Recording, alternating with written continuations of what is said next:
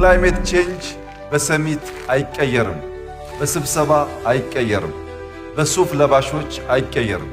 እጃቸውን ጠቅልለው በሚተክሉ ጀግኖች ብቻ ነው የሚቀየሩ።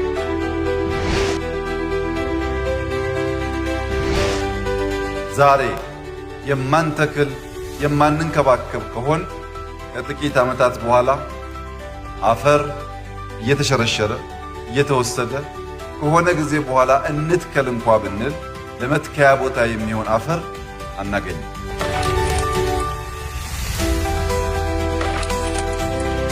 የምንተክለው ምግባችንን ነው። የምንተክለው ለዓይናችን የሚያምር የሚመችን መስክ ለማየትም ጭምር ነው።